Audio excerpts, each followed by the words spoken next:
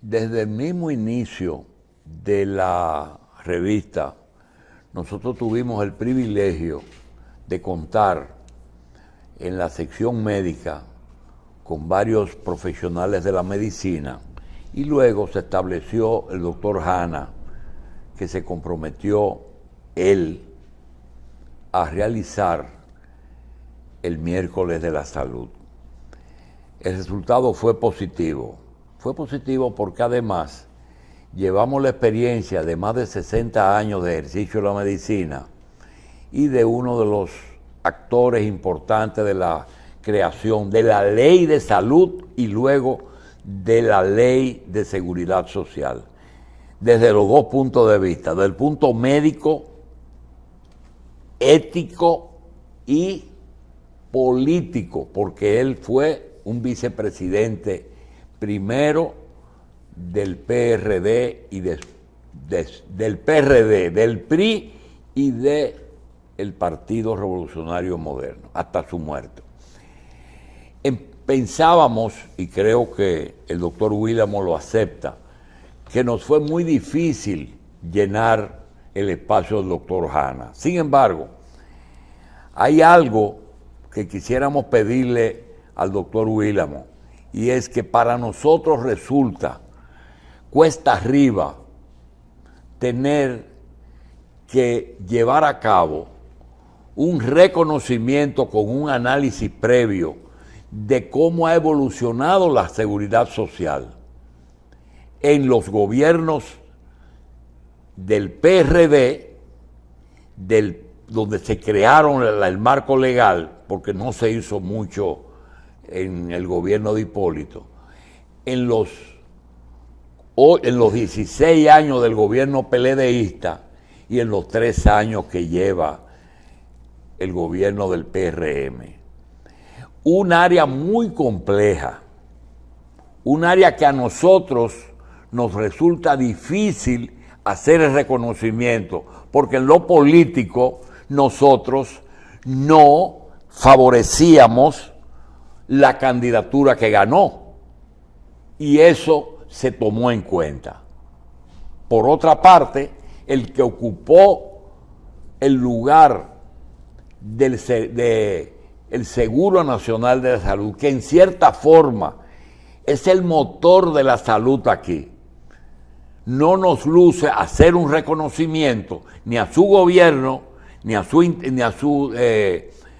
incumbente, porque es parte de nuestra familia y eso no se ve bien. Nosotros quisiéramos que en el resto de estos 100 días, los miércoles, el doctor Willamo nos ayude a destacar una labor que a nosotros nos cuesta mucho reconocer, pero que él, que tiene conocimiento del ejercicio de la medicina y del área más difícil que tiene el Estado y la sociedad, que es la salud. Si usted coge la justicia es un juez, un fiscal y un acusado, y quizá un medio que influye. Si usted coge una obra, es un ingeniero, un propietario, un ayuntamiento y una obra pública. Pero salud es muy complejo. Los actores de salud son incontables y cada elemento tiene dentro una serie de elementos. El médico, el prestador de servicio, pero el prestador de servicio no es el médico solo, es la clínica, es la imagen, el laboratorio, el hospital, diferentes estamentos.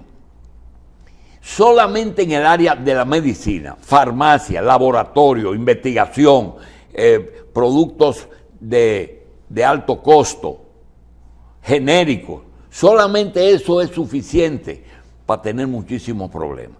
Si entramos entonces en que SENASA tiene dos sistemas, tenemos un SENASA que no ha mirado ni criticado el gobierno anterior, no lo ha hecho, le ha reconocido y ha continuado lo que hicieron, que estaba bien.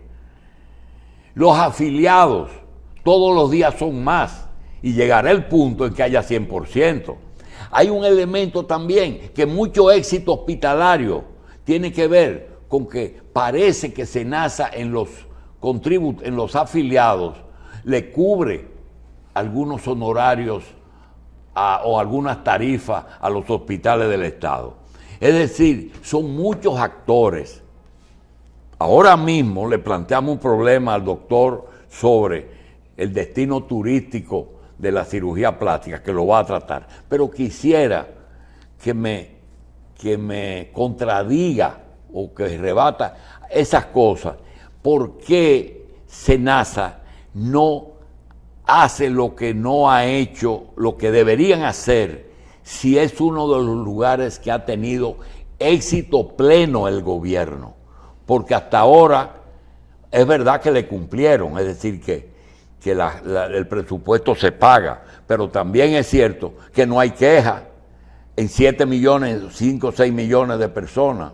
Lo único que queja que hay es: yo quiero que me incluyan. Bueno, como siempre el doctor poniéndole a unos grandes desafíos, porque él viene así y recuenta todo eso. Y el Sí, gran pero tú desafío, no tienes el apellido de Michelle y mío. Y el gran desafío es cuando menciona al profesor Hanna, ¿verdad? Y uno sentarse aquí y parecer que está tratando de tomar ese asiento, que lo respeto, ¿verdad? Hasta lo último. Por el rol que jugó el doctor y además por la calidad que tenía como profesional y también en su rol político. Y me tocó estar muy cerca de él durante todo ese proceso de la reforma, cuando empezamos a discutir desde las leyes, la aprobación, la creación de reglamentos y además, que usted mencionaba en ese gobierno de Hipólito Mejía, donde hubo que construir todas las bases normativas, y la construcción de todas esas bases normativas empezaba por chocar con todos los intereses que entonces se mezclaban dentro de la seguridad social. Los objetivos que perseguía toda la reforma de salud y de seguridad social, básicamente, que era una de los 3 grandes problemas que identificaba la población dominicana al momento de la reforma. O sea, en un estudio que hizo la Comisión Ejecutiva para la Reforma del Sector Salud, financiada con fondos del BID y del Banco Mundial, era que identificaba a la salud como uno de los 3 grandes problemas, porque el proyecto de modificación de la seguridad social en la República Dominicana comenzó por el mejor sitio, y era pensando que había que modificar un sistema de pensiones. Pero la demanda de la población y de los sectores hizo que se incluyera todo el tema que tenía que ver con la salud, porque era identificado como uno de los 3 grandes problemas para la reforma. Alrededor del 85% de la población entendía que eso era primordial. Y se discutió y se incluyó todo el tema de la salud, pero una vez se aprueba la ley, después de muchas discusiones, después de muchas actividades, muchas reuniones, con los sectores, con los actores, negociaciones, aquel gran taller que se hizo, recuerdo, en Boca Chica, previo a la modificación de la ley, con una AMD que participó, Asociación Médica Dominicana, que participó de manera muy activa en esa actividad. Recuerdo al doctor Víctor Díaz Alba, que estaba en ese momento presidiendo la Asociación Médica Dominicana, para poder, ¿verdad?, incluir todo el tema de salud. Y después vienen los intereses, porque entonces vienen la transformación de todo lo que eran los seguros médicos en administradora de riesgo de salud. Si usted quería seguir participando en el sector salud, entonces tenía que convertirse en una ARS. Pero ahí venía toda una transformación del modelo de negocio y de mercado, donde algunos beneficios eran importantes para las compañías aseguradoras, pero otros no. Uno de los beneficios más importantes para ellos era poder saber que no tenían que salir a cobrar, que iba a haber una institución que iba a recaudar, que es la Tesorería de la Seguridad Social, e iba a dispersar el dinero de manera eficiente, como lo ha hecho. Hubo sus dudas y se creó hasta una empresa particular que funciona en la seguridad social, que gracias a Dios en el tiempo ha demostrado ser muy eficiente, que es Unipago. maneja el Sistema Único de Información y Recaudo para todo lo que es la parte de las dispersiones de los dineros que van a las AFP, a las aseguradoras y al IDOPRIL, en aquel momento ARL. Entonces, esos intereses empiezan a chocar porque el modelo de poder recaudar era bueno, el modelo de afiliación obligatoria era bueno, pero venía un tema, y es que ya tú no tenías control sobre las primas a las que ibas a vender tu seguro. O sea, yo te iba a vender una póliza, pero ya la prima no la controlas tú, sino que la controla el propio sistema con un plan básico de salud. Entonces, comienzan también las luchas intestinas por los planes complementarios, que lo hemos mencionado y después tenemos que hacer algún tipo de desarrollo en ese sentido, que he dicho, no son malos ni son buenos, pero no es la naturaleza de la seguridad social. Y creo que por ahí al presidente lo abordaron, sin mencionar esa palabra, en la semanal de esta semana, un periodista, y voy a comentar sobre eso. Entonces, crear una institución como SENASA, que fue una petición de la Asociación Médica Dominicana en ese momento, hoy Colegio Médico, porque decía que todo lo que tenía que ver con la parte pública, de la red pública de servicios de salud, que en ese momento estaba debajo de la sombrilla del Ministerio de Salud, y que quería mantener en algún momento la garantía de empleos. Y cuando hablo de empleo estoy hablando de salarios y de un modelo que en parte no ha funcionado, que ha tenido grandes dificultades, pero que le permite mantener una puerta de lucha. Entonces, crear a SENASA y tenerse todas las dudas que se crearon de que una institución pública del Estado Dominicano, una empresa pública del Estado Dominicano, podía convertirse en una institución eficiente, grande y que tuviera una participación importante como la tiene hoy en día, manejando el 73% de la población dominicana, era algo que tampoco fue previsto en ese momento. O sea, quizás nadie logró toda la dimensión porque como SENASA compite con las ARS privadas, el régimen contributivo, porque también afilia no solo a los empleados públicos, que según la ley es afiliación obligatoria, pero no todos están afiliados a SENASA, pero compite con ellos en el sector privado.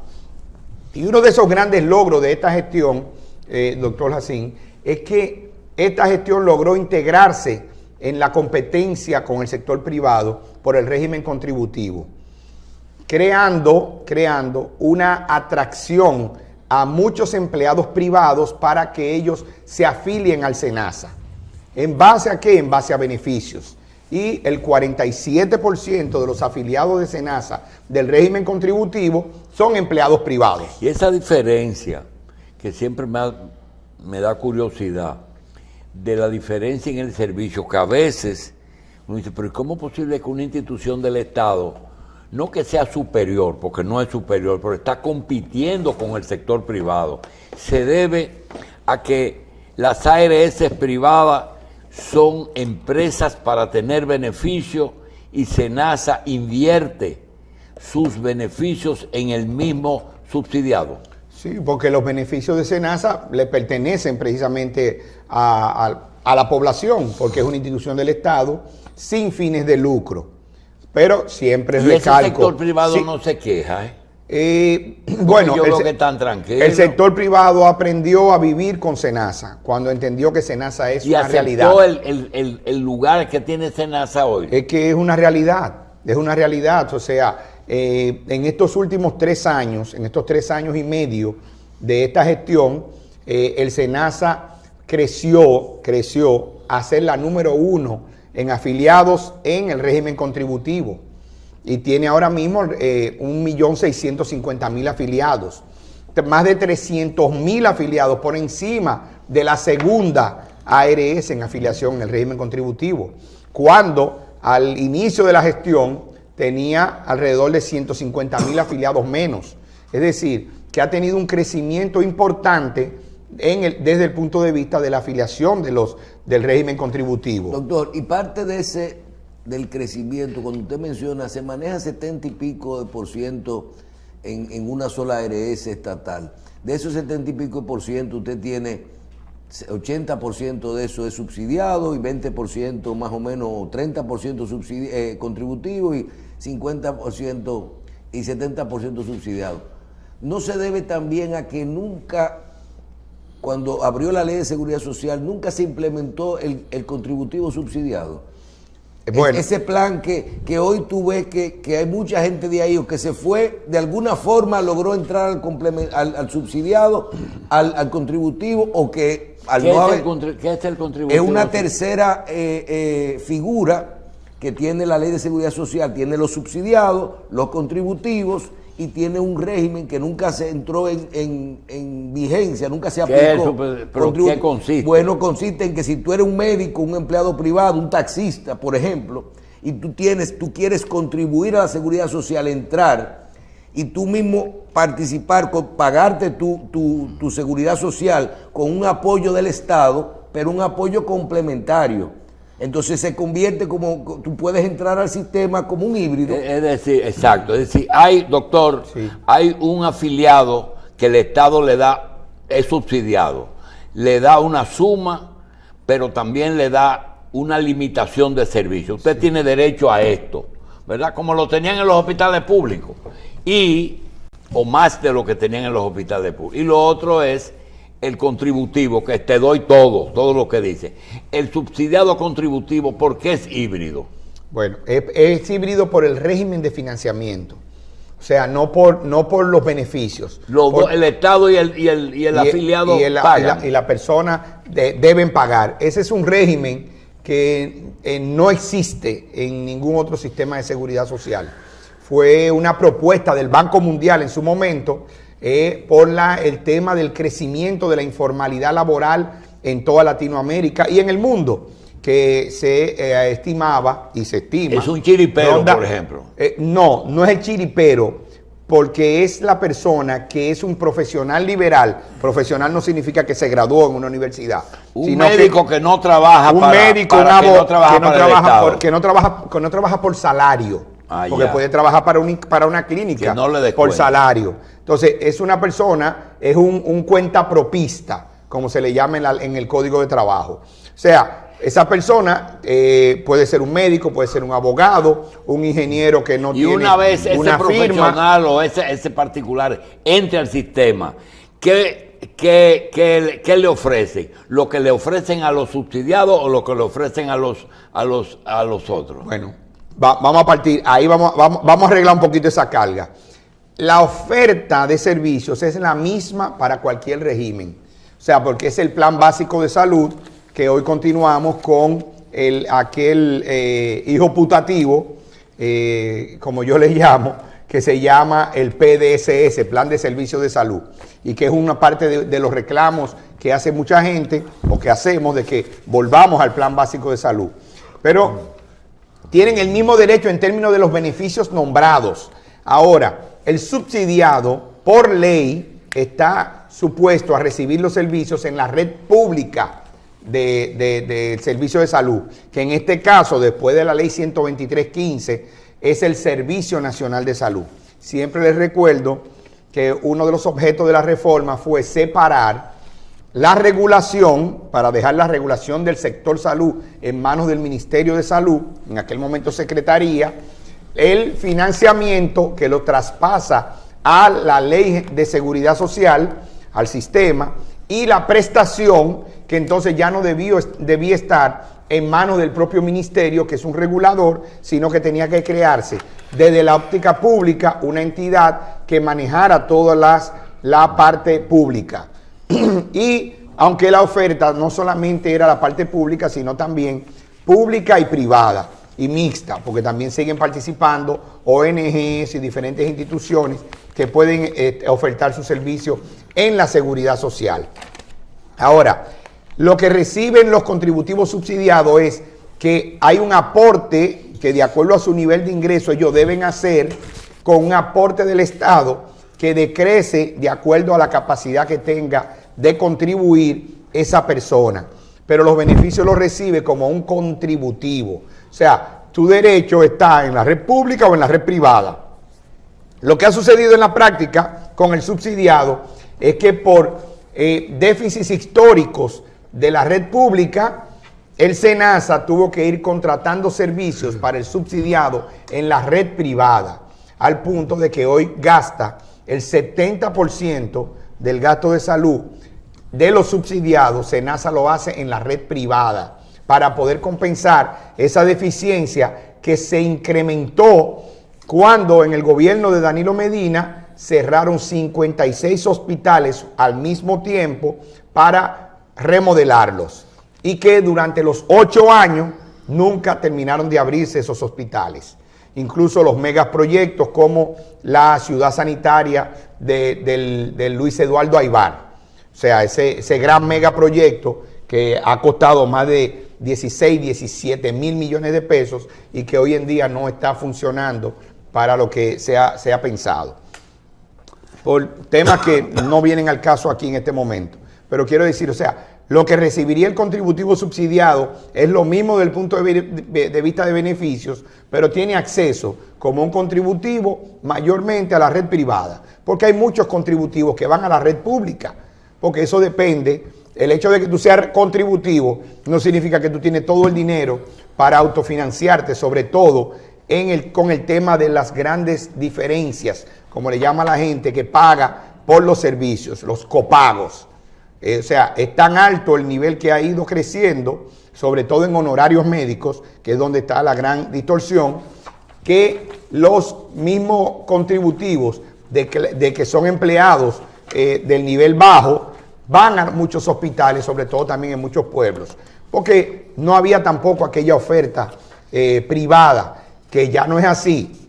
Porque, doctor, lo importante de esto es cómo ha crecido el sector privado en cualquier rincón del país, desde el punto de vista de infraestructura y tecnología, gracias a la seguridad social, gracias a que hay financiamiento, o sea, gracias a que corren en el sector 150 mil millones de pesos al año que hay para todo el mundo.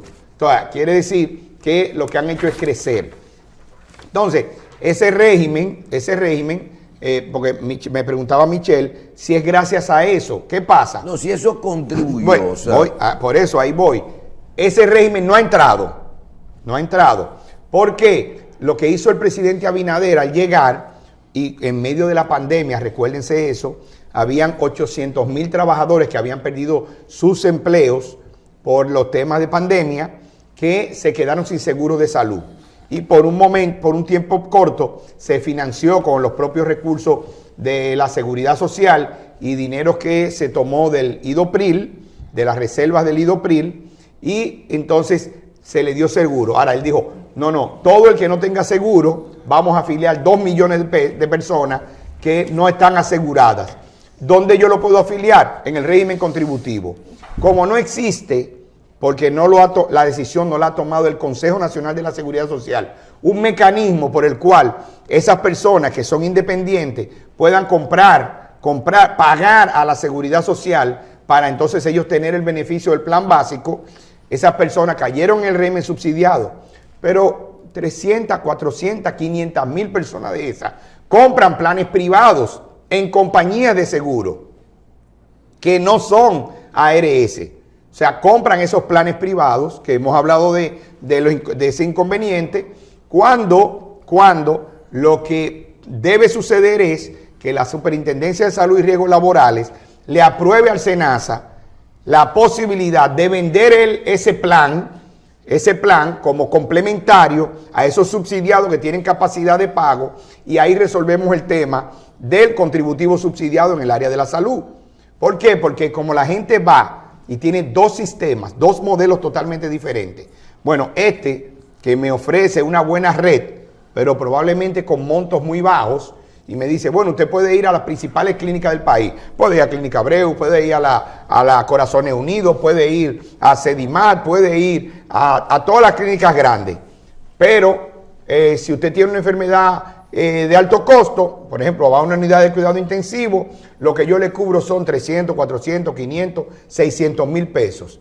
Y eso se va en un día, en 2 días, en 3 días. Y entonces viene el tema de que la gente se queda desprotegida. Y el subsidiado no puede ir a auxiliarte en esos casos porque su financiamiento no está estructurado para pagar esos servicios y mucho menos en ese tipo de clínicas. Porque al final de cuentas, cualquier cuenta de esa que haga 2 millones, 2.5 millones, 3 millones de pesos, no es posible que un seguro privado termine pagándote 400,000 y el subsidiado de SENASA tenga que chuparse la friolera de 2, 2.1, 1.8, 1.7 millones de pesos, cuando lo que recibió por ese afiliado fueron 259 pesos y el seguro privado pudo haber vendido esa póliza en 2, 3, 4, 5, 6 mil pesos mensuales. Entonces, esa es una distorsión que hay que corregir. Está en las manos de la CISALRIL poder aprobarle,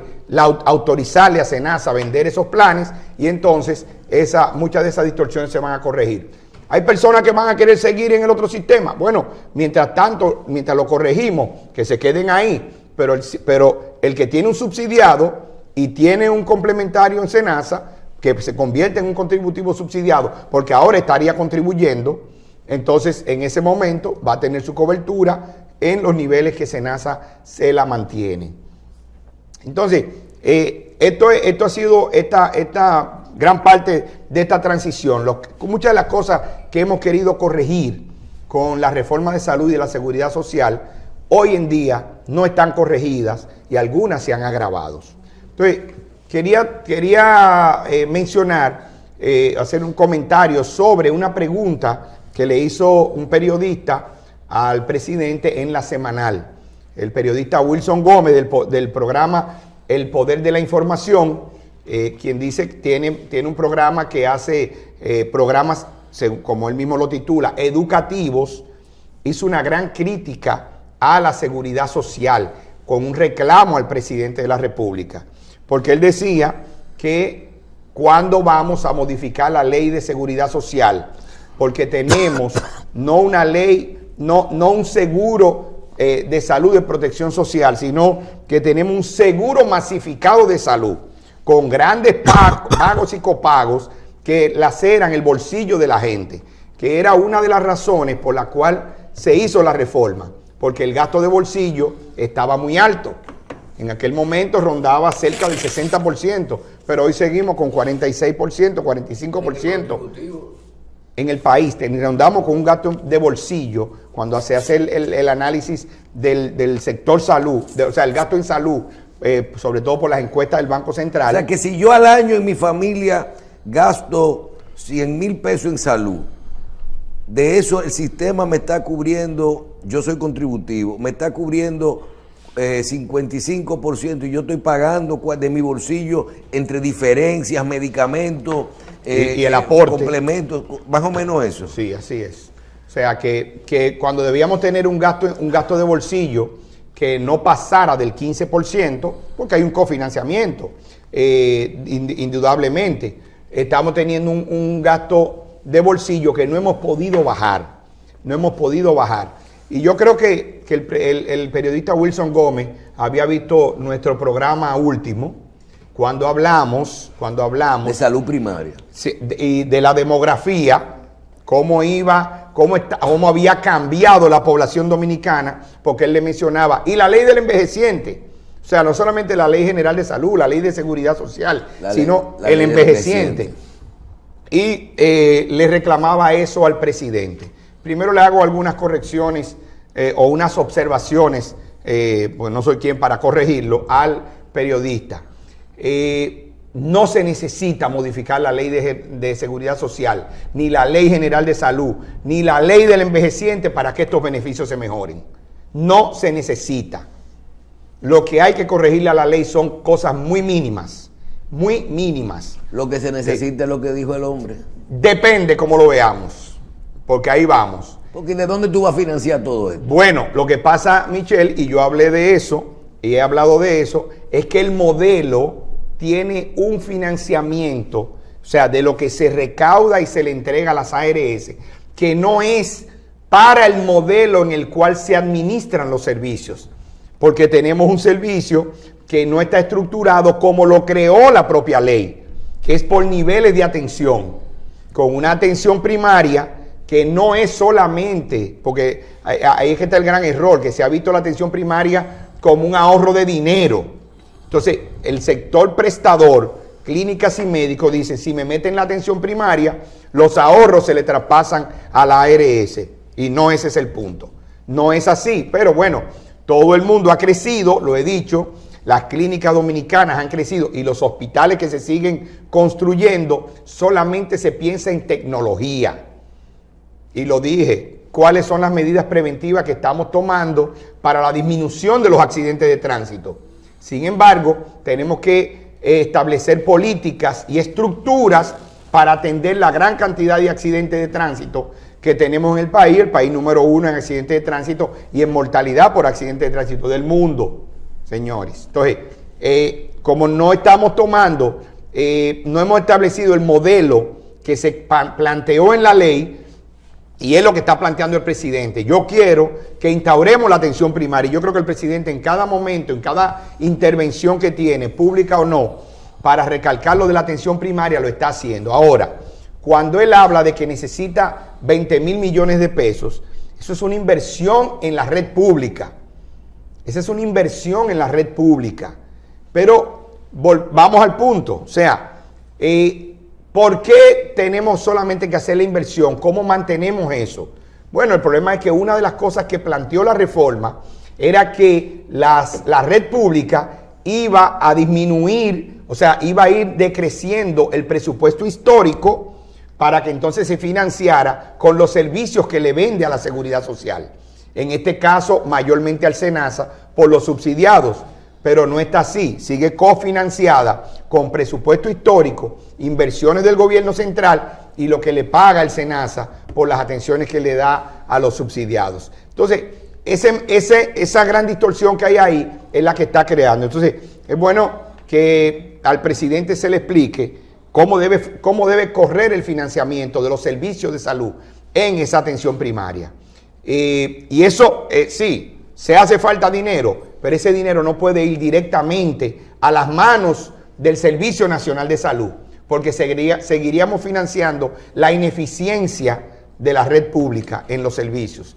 Tendría que ir a constituir parte del per cápita que necesitan los subsidiados. ¿Para qué? Para que ese financiamiento administrado y genere cambios en las conductas de la prestación de los servicios de salud y que no sean simplemente medalaganarios o como yo lo quiero dar, ni sean discontinuos porque el médico no va, porque la cita es larga, claro, etcétera. Pero el presidente le dio mucho énfasis al tema de que el problema no es solo la reforma, sino también la reforma necesita recursos y esos recursos, él dice, ¿de dónde? Si tú no le buscas la solución al sistema para mejorarlo, para dar mejor cobertura, tú necesitas recursos. La única posibilidad de esos recursos, bueno, yo creo que en eso el doctor Jacín siempre dice, el salario, aumentando el salario se aumenta todo. ¿No es así? Sí, pero para los subsidiados no. Para los subsidiados es creación de empleo. La creación de empleo convierte a la gente en contributivo. Eso es por un lado. Dos, el que es empleado, o sea, o no empleado, el que es un cuentapropista, tú mencionaste taxista, tú mencionaste, por aquí hay plomero, señores. No, y el dueño de un colmado. El dueño de un colmado, el plomero, porque esos delivery no pagan ninguno seguridad social. No. O sea, el del colmado. No, pero es que ellos no son empleados de los colmados, ellos lo que cogen son socios. Sí, bueno.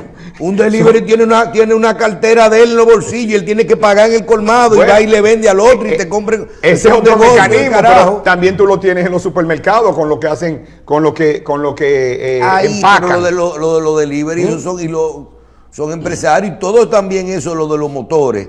Pero taxistas. Y lo que hacen entrega. Guagüero. Tú has dado un dato que es raro que el gobierno lo dé. Y es que en la medida que haya más subsidiados, es en la medida que hay más desempleo. Claro. Y la medida de que un subsidiado consiga su trabajo y pase a contributivo, es un objetivo de cualquier gobierno. Claro. Y no hay ningún interés de ocultarlo, ¿verdad? No, porque es la formalización del empleo. Tenemos que seguir y, señores, nosotros estamos en empleo formal por encima de la prepandemia. O sea, la creación de empleo formal en República Dominicana en este momento está por encima, y eso lo demuestran los cotizantes que hay en la propia Seguridad Social, que es la mejor estadística que hay.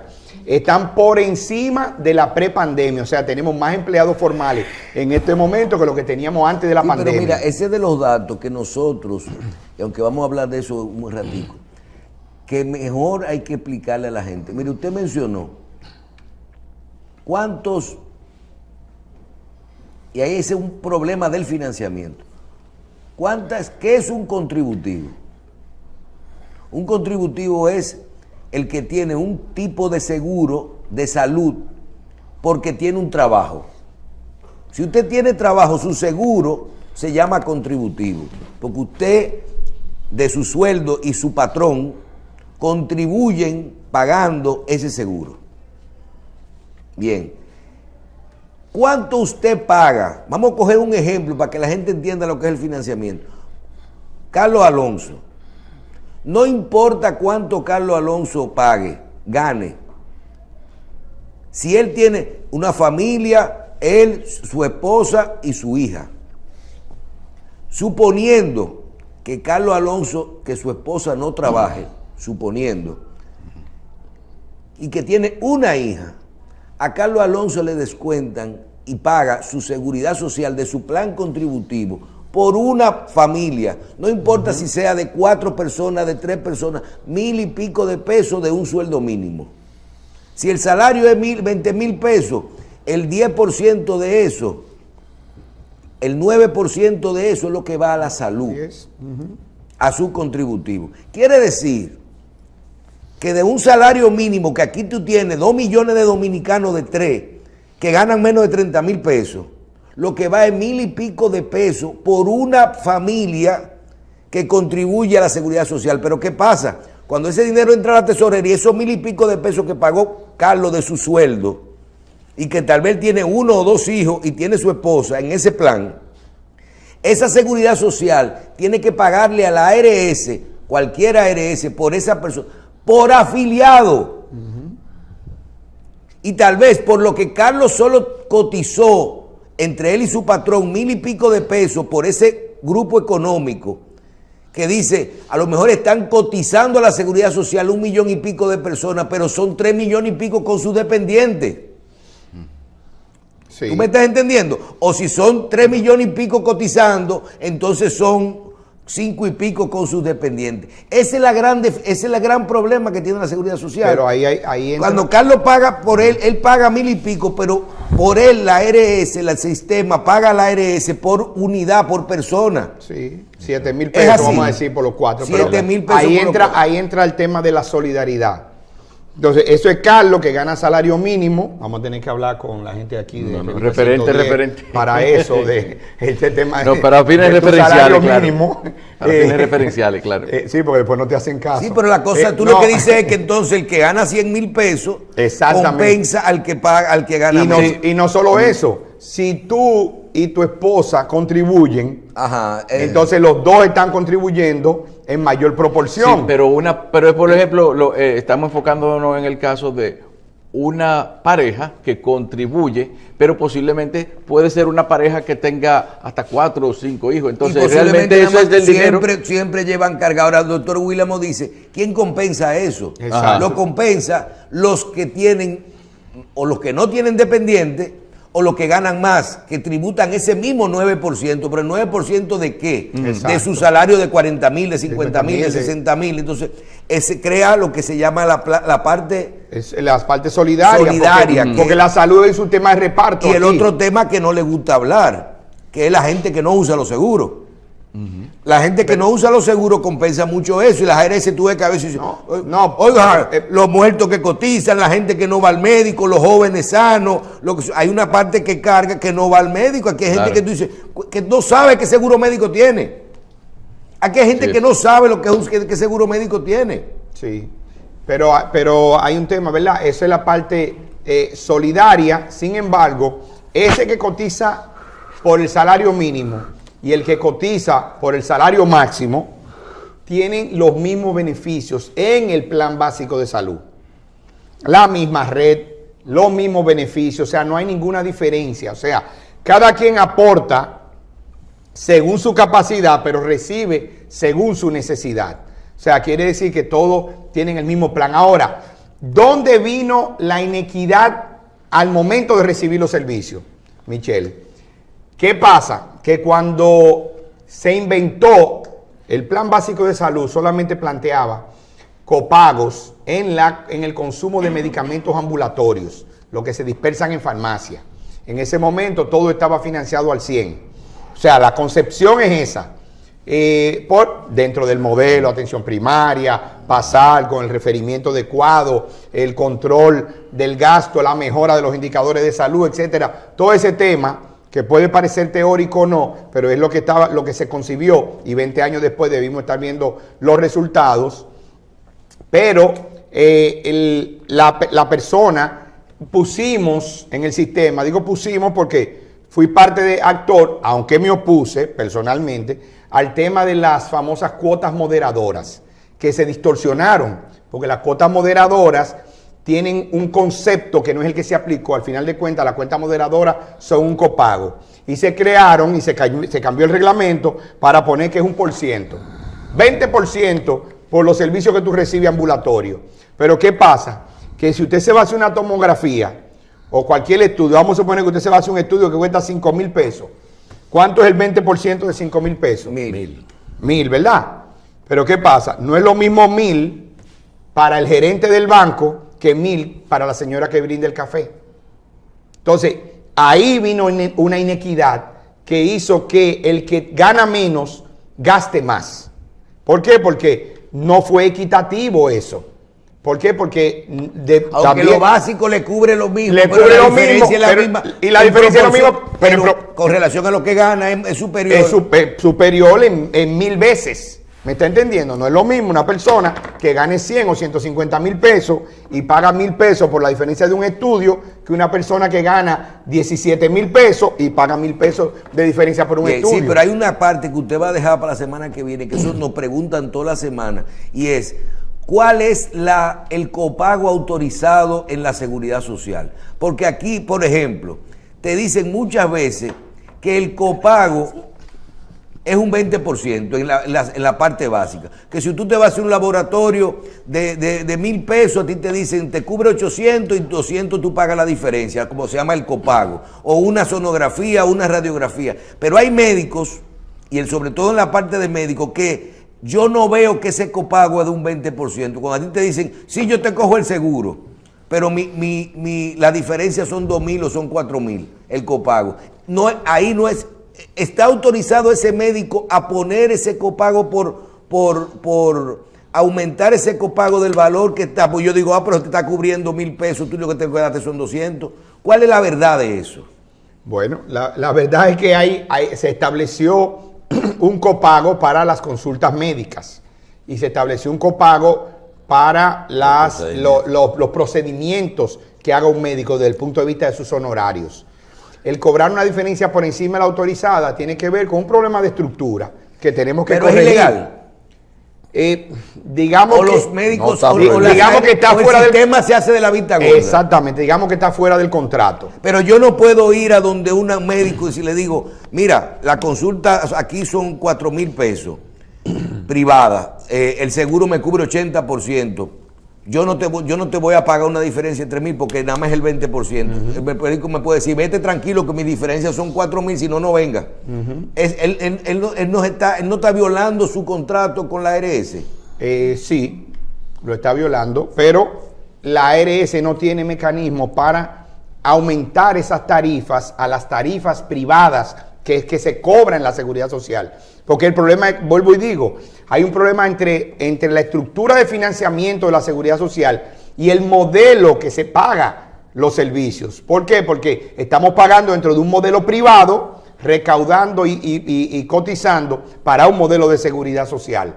Entonces, ¿qué Que pasa? es el modelo que no se está aplicando así porque no estamos trabajando por niveles. Precisamente, porque eso pudiera Por perfectamente... eso es que no alcanza el dinero. Claro que sí. Entonces pudiera perfectamente suceder si reorganizamos el modelo de atención. Pero ese tema, porque tenemos que plantear una solución para eso. Y a mí no me gusta identificar los problemas sin que digamos cuál es la posible solución que tiene. Lo vamos a dejar, como dice, para otro momento. Eso pequeño Adán es otra historia. Bien, vamos a una pausa. Ya está con nosotros nuestro invitado del día de hoy.